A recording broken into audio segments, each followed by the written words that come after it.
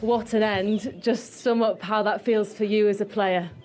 Yeah, that probably might be one of my favourite moments on a football pitch. 2 goals at the death was incredible, but yeah, I'm just happy, to get to contribute and show them that I can do it. Just put into words how important that win was for Manchester United today. Yeah, massive. Of course, everyone knows that we're in a difficult period at the minute, but I mean, we've got fighters in the group who want to stick it until the end. It could have been any one of the players on the pitch that scored the 2 winners, but no, really pleased, and hopefully we can build on that from here. You came on as a substitute. What were the instructions that you were given when you came on? Probably go on and score. It was loud, so you couldn't hear the crowd were lifting us, but yeah, the manager probably said, come on and score, and thankfully I could repay that. Bring us to that first goal, the equaliser. What was it like for you? Did you just see your chance and thought, I have to take it? Yeah, when the ball dropped me, it was like at an awkward height. I didn't think that I could get my leg there, but managed to control it and obviously score. But as I say, throughout the game, we wanted to get in their box more and create more chances. But they were a really good team, and they had some good defenders on the pitch today, and obviously on the counter-attack they were dangerous. So for us, we just had to be careful of that, and eventually we got the goals. And the second goal as well, there was still time because it was really, really close to the end. For you, did you just think, we've got to try absolutely everything, and it fell for you? Was there any nerves at all at that point? Nah, never give up, man. You never give up, and no matter what situation that your life is in, never give up, never throw the towel in. And at this football club, it's demanded that you never do that. And for me, I've been brought up since I was 5 years old here, and I know that better than anyone. You've seen some late drama at Old Trafford during your time there, but what a way for United to win it today. I didn't see that coming, to be honest. I really honestly think they played a terrible game today. There was no inspiration, there was no energy, there was no imagination, nothing. And in the end of the game, he comes on with 3 minutes to the 9th, so 87th minute. He comes on with his energy and just try out things, and ends up scoring 2 goals and shows everybody off. Yeah.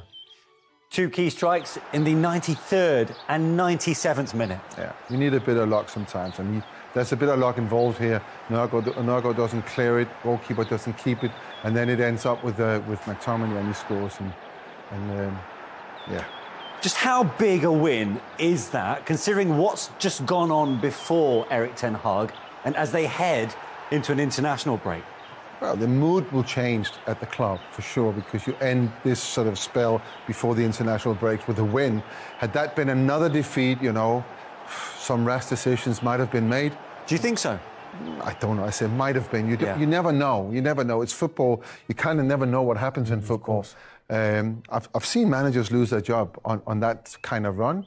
I think now it's a little bit more calm, and with an international break, all the injured players, some of them might come back, and it might be the excuse to sort of move on.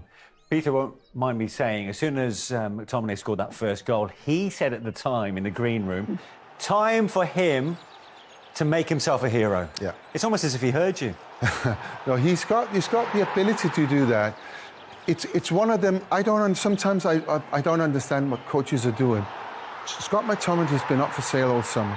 I don't understand that. He's a fantastic player. You need utility players that can play different positions, that can come from the bench and change the course of the outcome of the game. And he's definitely one of them. And you bring in players where, again today, you sit there with big question marks. Why is that player here, He comes on. First and foremost, he cares. I think that's the biggest thing. He understands. Pete always talks about the DNA of Manchester United. Johnny Evans has got that. You look at Scott McTominay, he knows what it means to play for Manchester United. And you could see when he came on there, it was a hunger, desire. I'm going to show you. Gets 2 goals, he's the hero. Bruno, can you just take us into the dressing room, what it's like in there after such a dramatic finish? Relief, happiness, and obviously I think we all agree that we deserve this result, because during the 90 minutes I think we controlled the game really well.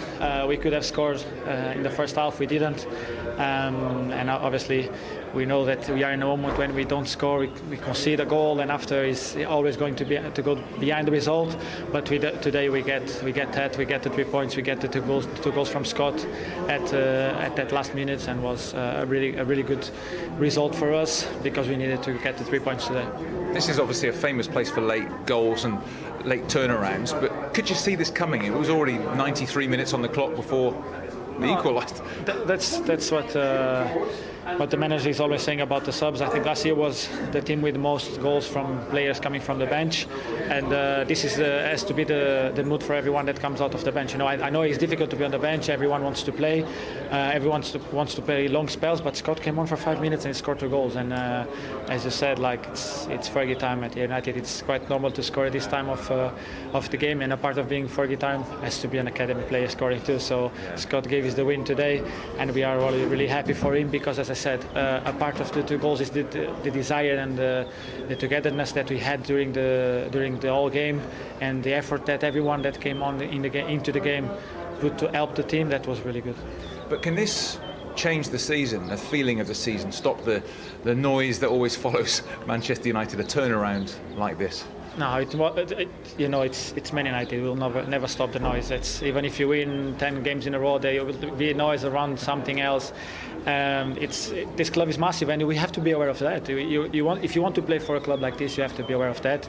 You have to be capable to deal with that, and understand that the most important thing is the noise that comes from the dressing room, into the dressing room, by the players, by the staff, by the club, and obviously we know that together with the support of our fans, because as again we saw it today, we're losing the game. We know it's some boos every time. That's quite normal, but you see when we get 1-1 how they get behind us and they believe with us to get the result, and that's what is important for us.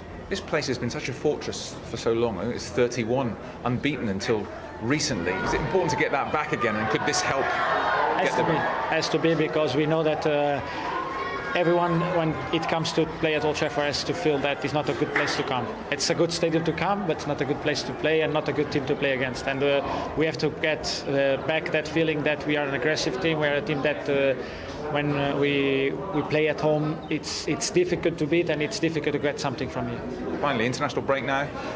No rest for you, but I mean, chance to play for your country, which you always enjoy. Yeah, it's something really special and important. Obviously, playing for your country, and I will play in my hometown too. So having family and friends around to see the game is always something nice, and represent your country is nothing better than that, because I think for me it's the peak of your career, because you always dream to play football, you always dream to play in certain clubs.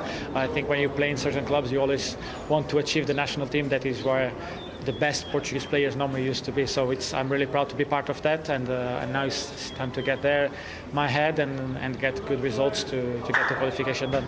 Well, enjoy it. Thank you very much. Take care, mate. See you in a few weeks. Welcome back. It appears things are going from bad to worse for Erik ten Hag's Manchester United. They trail at home to Brentford by the odd goal. You spoke before the game for United's need to cut out mistakes. Yeah, that has been the downfall for United all season. Silly, unnecessary mistakes, giving the ball away in areas where you shouldn't be giving the ball away.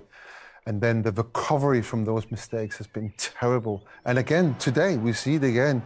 You know, Casemiro giving the ball away. And it's 4v4. There are opportunities here to clear the ball. They're not being cleared. And then, of course, the goalkeeper is not covering himself in glory in that one.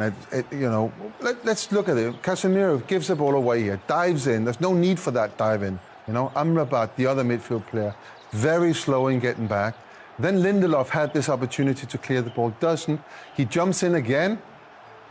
He's not blocking the view for the goalkeeper at all, but he could maybe have blocked the ball, but just cleared the ball there, And then, as I said, with Onana. My theory here is, so he's just lifting up, he's not setting off. So his arm is coming up to go down, whereas as a goalkeeper, you learn, the practice is you learn to dive along the ground for the ball. You don't go up to come down. And as I said, we saw the same mistake against Bayern Munich, and I noticed the same thing. He just kind of lifts himself instead of actually diving and moving towards the ball. So why is he not diving? Don't ask me, because I'm not Onana. I don't know. What I'm saying is, he's come to United with such a great reputation. Yeah. But it feels like he's under the spotlight. He might be starting to feel the pressure. Yeah, I think a lot of that is pressure. I spoke to him after Bayern. I spoke to him after the other Champions League match against Galatasaray as well. And he's very down on the mistakes that he's made. And I'm trying to speak to him about what it's like to be at Manchester United, where you have to take whatever you've made, you have to put it in a box straight away and put it to the side. So you make a mistake in a game, it might be a mistake that we see, it might be a mistake that we don't see, you know? But you wait to think about it and analyze it till after the game or at night or whatever. You have to be there for the next moment. If you're not, you'll make the next mistake. Yeah. And now, I mean, he's upset the whole team. They now will even more not trust him. And my God, it's... Anywhere in the world, Old Trafford